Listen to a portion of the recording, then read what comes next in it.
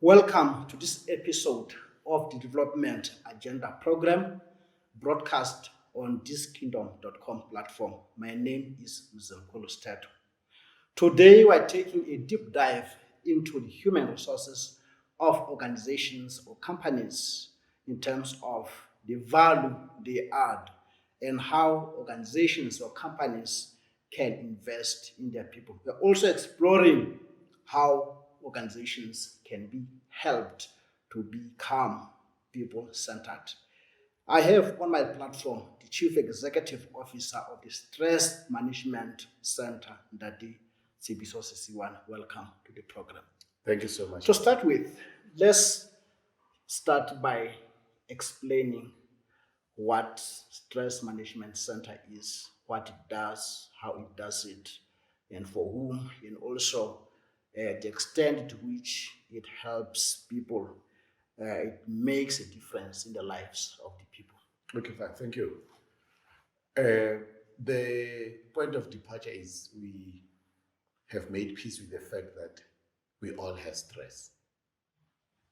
And we've got multiple stresses that affect our lives from childhood to death within families and also within organizations. And we have a disclaimer. We are not going to eradicate stress. Okay. Instead, we are going to manage it. Because we believe stress is a critical need for development. Okay. Without stress, there is no performance. Mm-hmm. Without stress, there's no achievement. But if it is too much, it becomes problematic. If it becomes too less, it also becomes problematic. I'll give you a good example. I am here because there was a pressure within me that I should be here to see you. If I had no stress about it, I would not even be here. Maybe can you describe, can you explain stress? Okay. Stress, it is a source of energy within you. It is your body reaction towards something that has to be done. Stress, it is the acceleration within you, starting first from the brain, telling you that something has to be done, and it offers you enough energy to be able to do that. And you usually have it before what you have to do.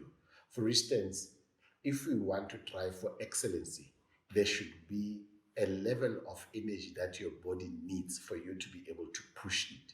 It's a pressure, so to speak. It is a force. But if it is too much, it becomes problematic. If it is less, it also becomes problematic. If a student does not have a stress, does not have that energy that says, wake up, don't sleep. You can't sleep, you've got something that you need to do. That child will not perform at school. So stress is an energy that you need. It is the one that helps to run away when there is danger. It is the one that helps you to sleep as it lowers when it is at night. So the management of that energy, it is the one that we are dealing with. Okay. Then how do you deal with this problem at Stress Management Center? And who are your clients? Okay. Our clients vary from families to organizations. Let me first of all, because you are mostly dealing with organizations, there is a need for each organization, as far as leadership is concerned, not to be satisfied with the status quo. Okay. So if leadership is comfortable about the status quo, it means there's low level of stress. And we have seen that when companies begin to be too comfortable, it is when they are about to die. And when you talk about sustainability, it's because there's always going to be need for growth. And when growth is there, we are going to evolve and become better. So what influences the strategy? It is the vision that one has. But if you've got vision, but there's no pressure, there's no push, You're not going to sit down and say, how do we work on the strategy that's going to lead us there? But again, that very strategy should not overwhelm us. It should give us a comfortable route to get to our destiny. Now, that balance is critical, that the strategies of companies should be such that they motivate us, they give us pressure, they give us zeal to achieve that. That's where leadership comes up. But that leadership, for them to have that vision, they need not to be comfortable with the status quo. And what is that discomfort? It is stress. Okay. Now tell us, what is the value of creating a stress-free environments at work, at home, in church, and anywhere where people gather? Because people are social beings.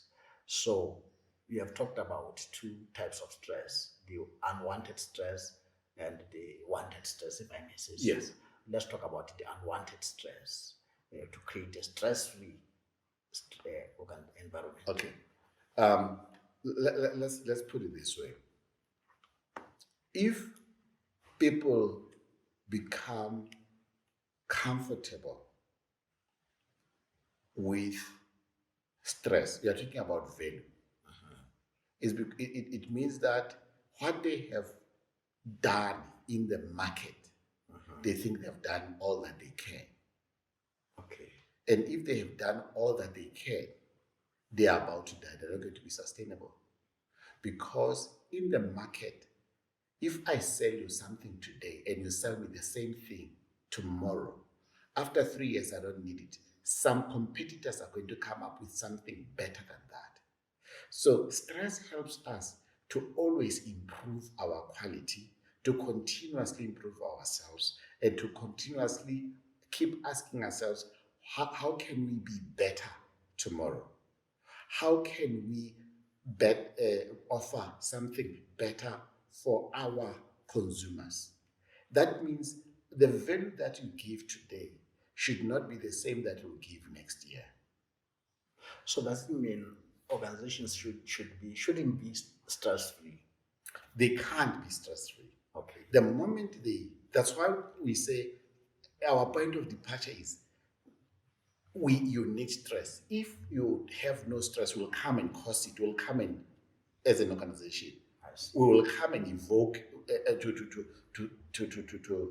to tap it so that you are not comfortable with your victories. Okay. You can celebrate, it's okay, but tomorrow it's another day. We need another value. Okay. We need another value.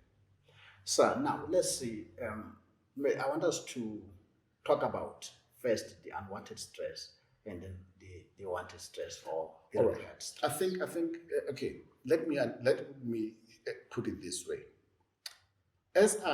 Let's just first of all talk about what happens when stress comes. Yes. Then you'll be able to see what happens when it's too much. Yes, definitely. Okay, fine. Let me say I'm sleeping at night and I have to read to prepare for coming here. And I've got no stress. Then 5 o'clock, I'm still fast asleep. 6 o'clock, I'm still fast asleep. But I should have started. Yeah. That's too low of stress. Then 9 o'clock, when I have to come here and say, hey, let me peruse and read. That's too low stress. Now, what should make me wake up? My heart should pump in the morning. Like I wake up at 4 and I say, wow, it's 4 o'clock. That kick is stress. Now, immediately my heart begins to do what? To accelerate. My breathing accelerate. I almost forgot. Okay. Then after I need that kick, then I start reading. Why? Stress helps me to wake up. Now, suppose it is too much. It means even as I'm reading, I should not, I hope I don't, I should not. And then I have palpitations. I've got accelerated blood circulation until I begin to develop sickness. That means it's unwanted. We just need it to wake me up and then calm as I read. Okay. Coming here, I should not be worried. I hope I don't forget. Oh, how am I going to put my things? Oh, and then my sugar levels are high. My blood pressure is high. it shouldn't be there. It needs to be down, be calm, because it has done the kicking up. But suppose I wake up and I say, it's what, 4 o'clock, and there's no kick. There's nothing that scares me. It means I'm going to be down. In a position of a company, you are the CEO in this case. Your heart must beat. Your sugar levels must go up, but they should not be too high, because then you're going to have physical problems like heart attack. You're going to have sugar diabetes. You're going to have consistent headache. You're going to have, but if it just kicks you enough for you to start, then you know you are where we want you. Okay. I want us to take a short break, and after break, now we look at corporate culture, the culture of high performance, and how stress, positive stress, helps employees to be high performers. Thank you so much. Let's take a break.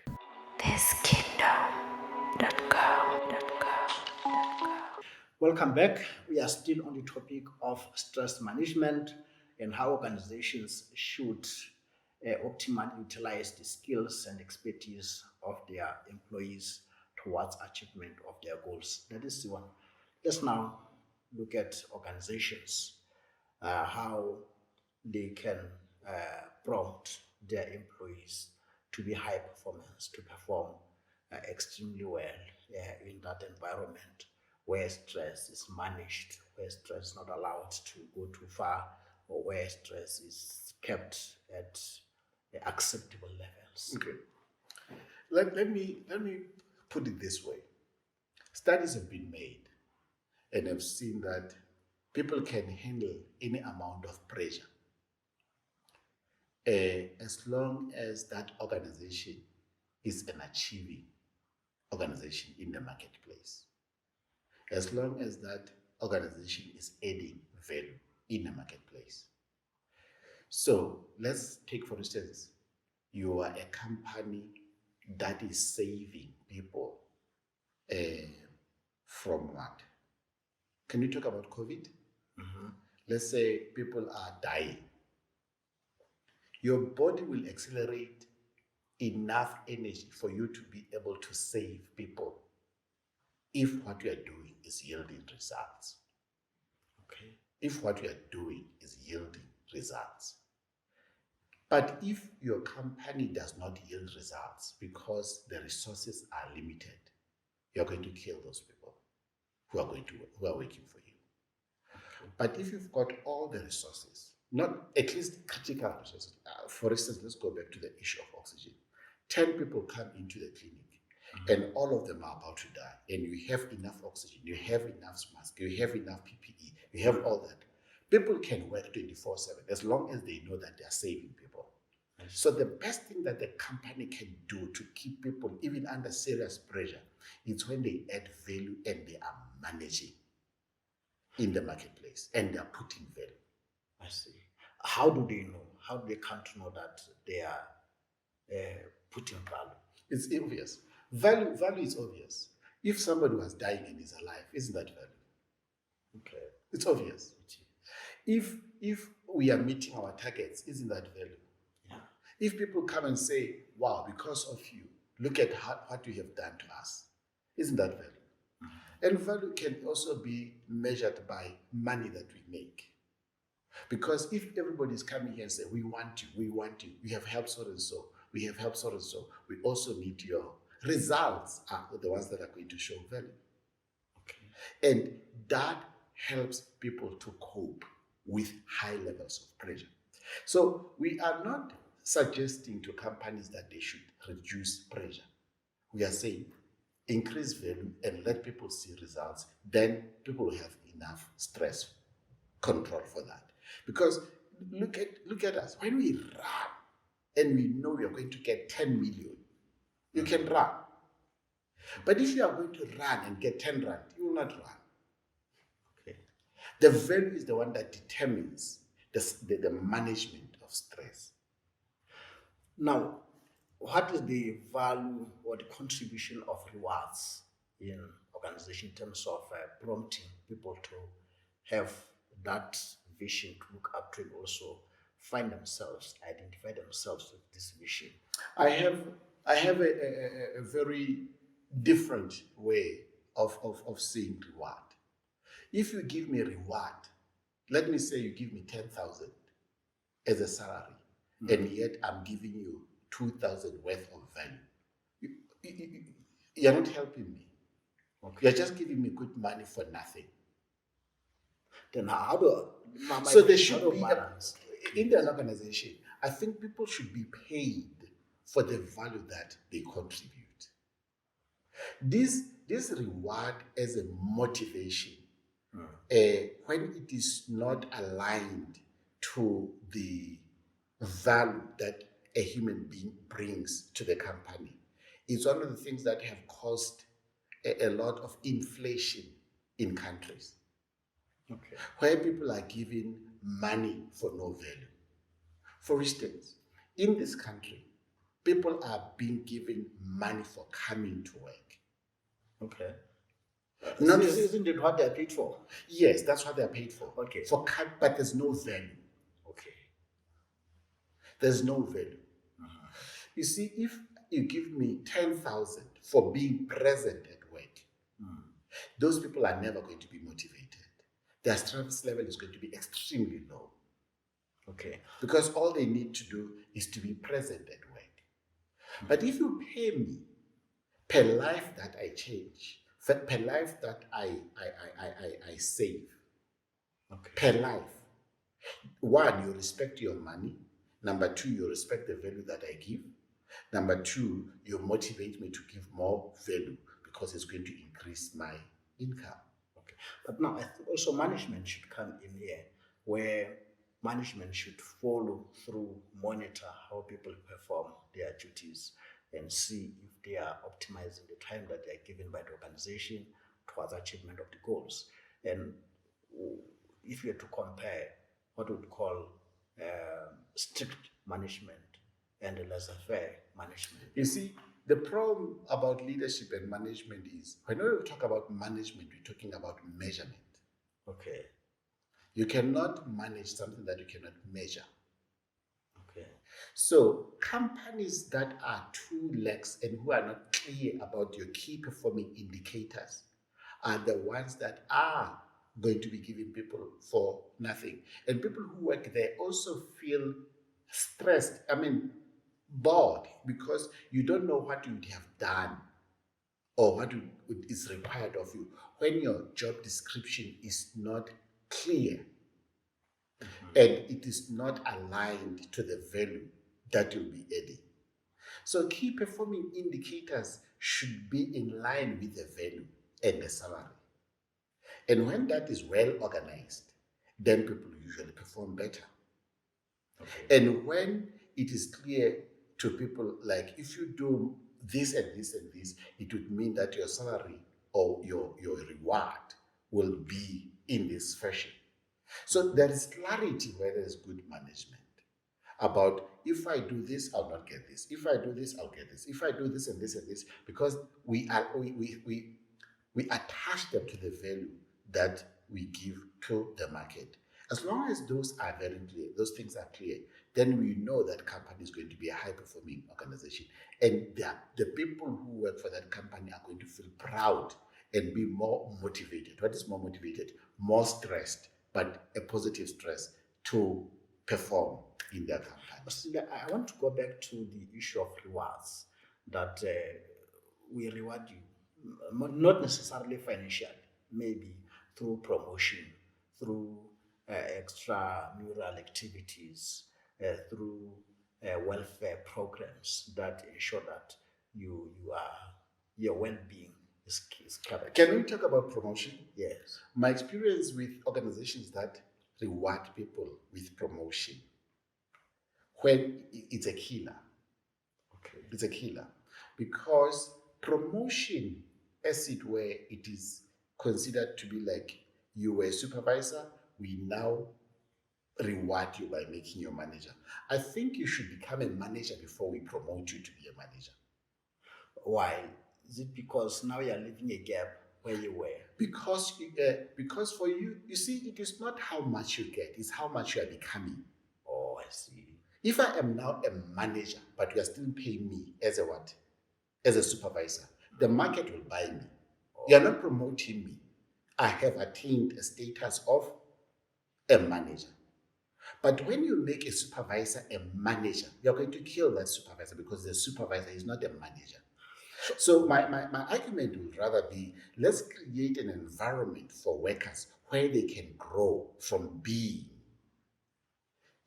supervisors. Give them resources so that they grow and become managers. And when they are there, recognize that this person is no more a supervisor and acknowledge that, and then give them that position because that's where they are now. Okay. My problem is when we are happy with people, we give them higher positions only to kill them because they have not been those people. And that it puts a lot of stress because they are not yet managers. Okay. They should first be managers, then you give them a position. But with good coordination, with good leadership, because I do believe that if you promote a person, you also provide leadership for that person. You also coordinate that person. You rescue that person to ensure that he or she performs within the confines of the job description of that particular post. Yes, I agree. Therefore, giving one a position of a manager, it's a process, it's not an event. Oh, I see. You are equipping this person to grow. You are giving this person resources. You are supporting this person. And when he is at this stage or she at this stage, you say, you have now come to this stage, occupy this position. Mm-hmm. It's a process of leadership. Okay. I want us to take a short break. When we come back, we'll talk about strategic planning, strategic thinking, and how it adds value into high performance.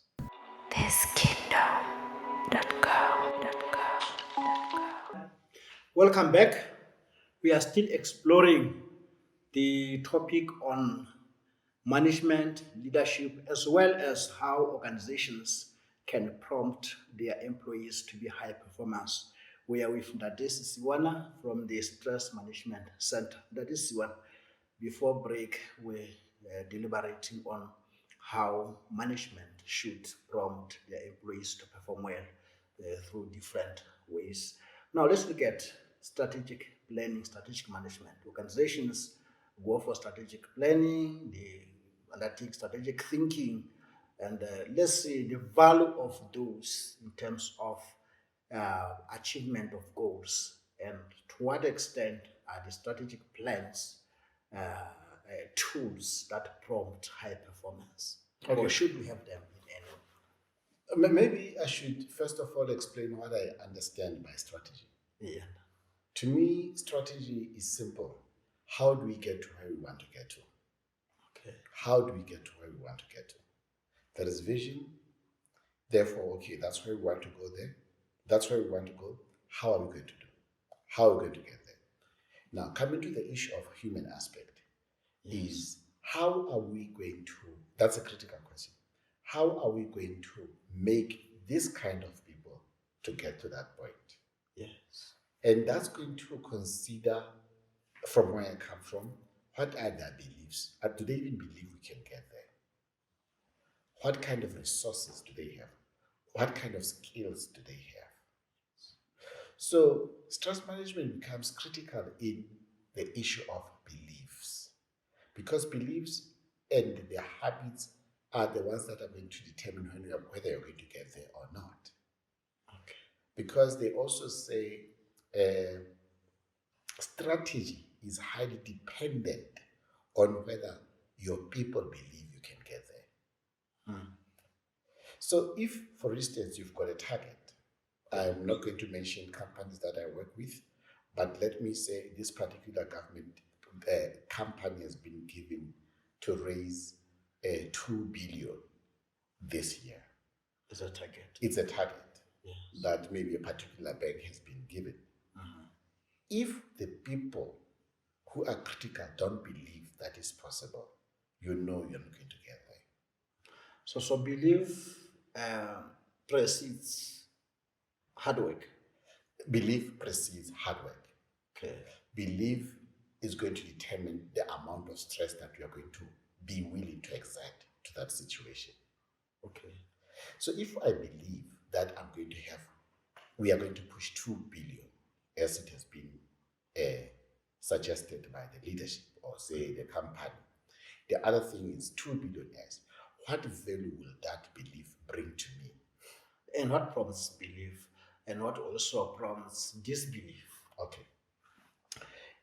When you're a leader, you see what your people don't see. Okay. That's leadership. That's why you say this guy is visionary. And if, as a leader, you're not going to be able to make your followers see what you see, it has failed. Okay. You should make your followers see What you have seen. you have seen, That's where leadership comes and in. take them through. And once they see it and we are all excited, we'll all die for it. Wow. But it must answer this question. It should not just be 2 billion. Okay. It is what value that billion will bring to me and to the people we are going to serve.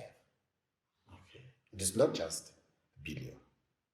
That figure, which is 2 billion, for instance, will make Basotho look this way, will make Basotho benefit here, will make our customers be those important values that we are going to be putting in how they are going to make our market to benefit. This is what you see as a leader. Okay. It's not just figures. It's not like we are going to get rich. People must see what it is going to do for them. And that's the critical part of leadership in an organization. Then you say, how are we going to do that? Then you say, you are good, at writing. You are good at this. You are good at that. You are good at that. Then you organize them and they see that, wow, this organization, we are well organized. This is achievable. Once they believe that, then we are at play. What extra skills are required for a leader to move his people towards that which he is seeing? First of all, a leader must, for instance, see what they want to go to. And for strategic purposes, you must know your resources. You must know your resources. And in this case, we are talking about human beings. You must know who is good at which place. You must know the strengths of your people. You must know the talent so that you organize them in such a way that you'll be able to achieve that goal. Knowledge of your human resource is critical vis-a-vis the vision that you have. You know, for instance, if I'm going to talk to person A, I don't need 10 minutes, they'll catch it before. But if I'm going to talk to person B, it's going to take me the whole day. But if person B sees person A doing it, you know that person B will not even ask many questions once he sees person A taking it. So knowing your people is strategic. It's not strategic. It's critical to achieve your strategy. How do we get there?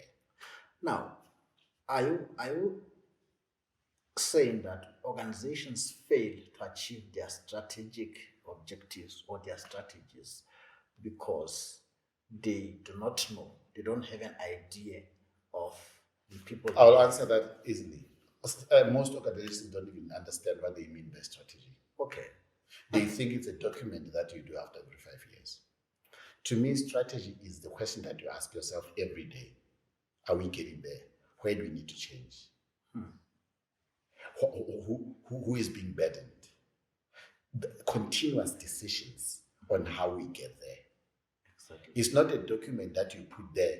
For instance, let's talk about people who made that document before COVID, but they're still there. Then they say we are still there. There are many changes that had to be taken after COVID. Yeah. There are many changes that had to happen after the war, Russia. There's another questions that need to be, other ways that need to be answered and after the current war that we have in Israel. So as a strategy, it's not an event, it's a process. How are we getting there? This one is getting tired. How do we do that? This is getting depleted. How do we do that? So strategy is a living thing. It's not a document. Okay. But I think organizations knew about it. They think plans are strategy. Plan is something that you are going to do. You know you need to do that. Strategy is that continuous thinking. You understand? Because strategy has to answer yesterday and to it's prediction with where we are now. Prediction with where we are now. Considering how we have covered, what do we need to change? And I think that's what we do. We need leadership that can. You see, that one is getting tired. It's a human being. That one needs that skill. But if plans are done at the beginning of 5 years, it was okay about 5 decades ago because change was happening very slowly in the marketplace. But now things are changing every day. So leaders should be on alert to say, this has changed. What are we doing now? Okay. This has changed. What are we doing now? And who do we need now? Do we still need that person? Do we still need that skill? That should be a living thing, a strategy. Okay. Let's take a short break. We'll come back.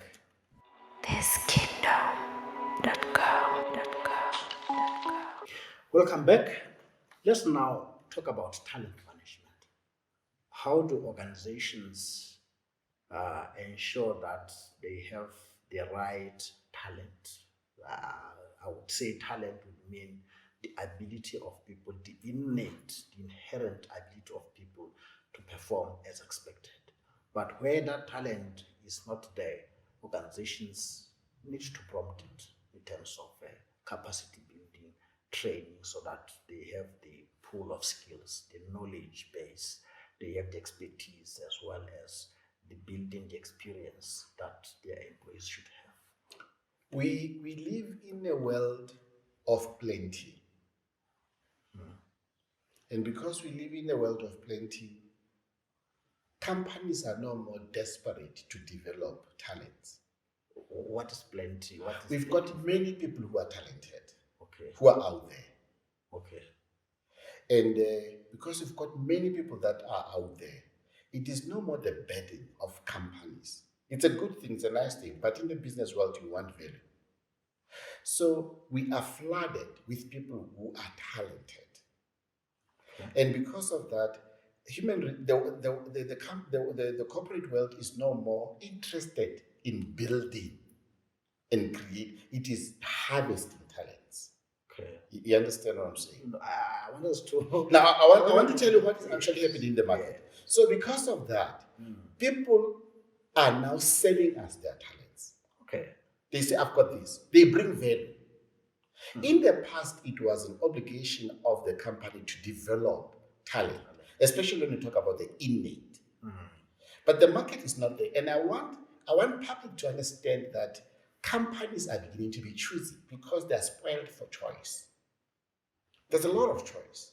People who come and work for my company, I'm asking, what talent do you bring? It's not my responsibility to come and develop talent. To create talent. All companies are now doing is, if you've got this innate talent, I can give you resources to excel. So are you saying employees who still want to be reskilled, to be developed, and they're bad into it, and that company is not going to.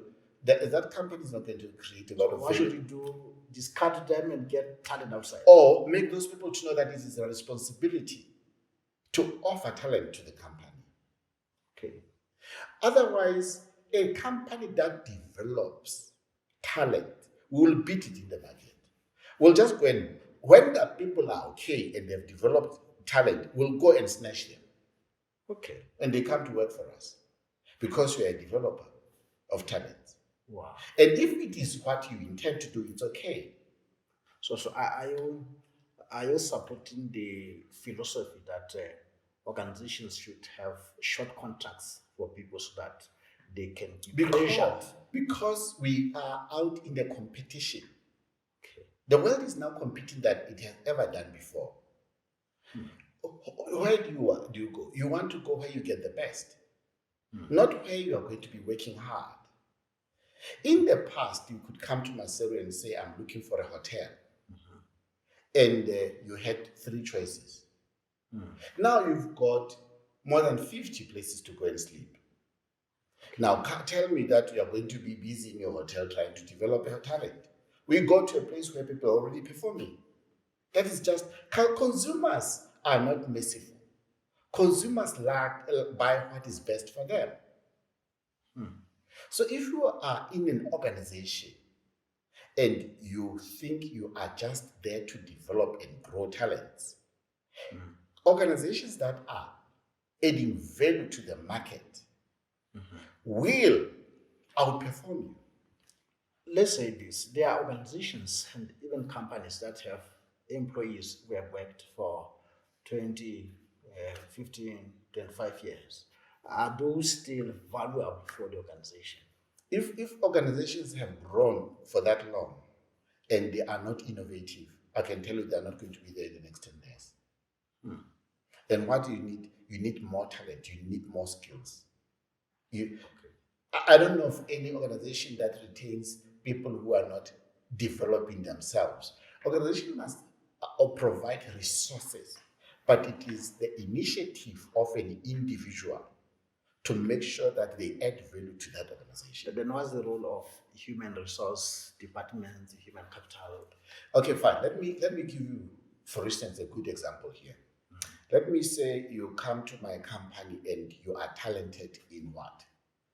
In whatever skill. You are already talented and you sell me that talent. Whether I like it or not, I must recognize it. If I don't recognize it, company B will see it and will take you. Will take you. Why? Because we are now living in the place where you don't work for an organization. You work for the market. And if somebody sees that that guy has value, they even give you a counter offer. That's where we are. Let's emphasize this issue of not working for an organization, but taking, because it's a platform for you to sell your product, which is your talent. That's where we are. And also knowing that you can be in another place. It is a fact. That's why people who are aware of the game now, they always have their CVs online. And whenever they improve and they find a new skill, they put it. Why? They are selling to the market, not to the organization. Okay, that's very clear. I think organizations should get this one. Now, let's look at retention of high-performing employees. Taking that all employees should be high-performing, and how to retain them. It's simple. Whenever you see talent, whenever you see value, reward it, acknowledge it. Okay, now, because if you don't, company B will see it and it will take it. Financially or financially and all. Okay. You know I'm pushing a lot of money into your company. I'm adding a lot of money, but you're not giving me what I am worth. Okay. Company B will see me. And when company B sees me, it will give me a better offer. That's why, whether you believe in a philosophy of a contract or not, people now hop from place to a place where they are recognized and they are rewarded by what they are given. Are you dismissing the notion of employees who are pensionable? That is dead. It's not even me. It's not even me. Even the government can't do that anymore. Wait, for instance, help me. Where's Post Bank? What's happening to those people who were working for Post Bank?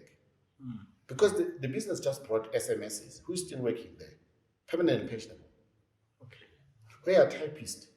Permanent and pensionable. Where are accountants as we speak to you now? Accountants are also permanent and pensionable, but systems are now doing accounting. Okay. It's not me thinking of it. It is what is happening in the market. We have IT, which is doing most of the work. What do we do about those people who are still permanent and pensionable? The complexities that organizations are going through in terms of the ever-changing working environment. What can you say as a final word? My final word is, if you are a human resource, read the game. You now sell to a company that is willing to perform in the marketplace when you want to perform. And if you work for a company that you think is not growing, get out and go and get a company that works and performs in the marketplace. Number two, make sure that you don't get impressed by how much you get, but be aware that you need to increase your value. Each day is not how much am I getting, it's how much am I becoming. Okay. And that goes for organizations. Every organization should be asking itself, how much am I becoming in the marketplace? Is that mindset also applying to public institutions? if public institutions are not going to apply that, that is the status quo. That is what is happening on the ground. Whether your mindset agrees with it or not, it is neither here nor there, because consumers now want the best. That is what I think we should have more time to discuss these matters, because organizations, I think, especially those that don't have innovation, they don't have strategic thinking. They are still um, in that notion of strategic plans as documents. The, They are still the consumers are honest. They're not going to come to a place. definitely. Customers are very honest. Thanks very much for your time. Thank you so much. We have come to the close of our program today. We're looking at the human resources, the human capital, the value it plays within organizations in terms of achievement of objectives and also realization of their goals. We had that day Tsepiso Sesioana, who is the Chief Executive Officer of Stress Management Center. That is Sesioana, thanks very much for your time. And also I wish to thank my production team. Thank you.